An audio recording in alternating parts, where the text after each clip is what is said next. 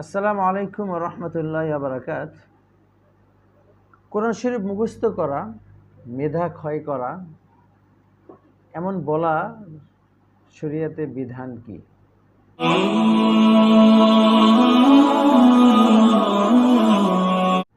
এর উত্তর হলো, কেউ যদি এমনটা বলে কোরআনকে অবজ্ঞা করার জন্য বা কোরআনকে খাটো করে দেখানোর জন্য, অথচ কোরআন মুখস্থ করা পৃথিবীর সর্বশ্রেষ্ঠ একটা নেয়ামত।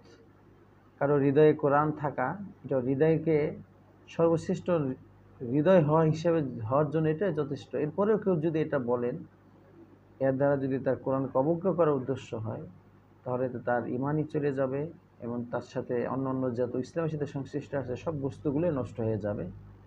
আর যদি এটাকে সে কোনো ব্যক্তি বিশেষ কোনো কারণে বলে থাকে, তারপরেও এটা তার বলার কারণে তাকে উচিত তওবা করা এবং এই সমস্ত কথা, যে কথাগুলোর এমনও সাইড আছে যে সাইড দ্বারা কোরআনকে অবজ্ঞা করা বোঝানো হয়, এর থেকে আমাদের বেঁচে থাকা উচিত।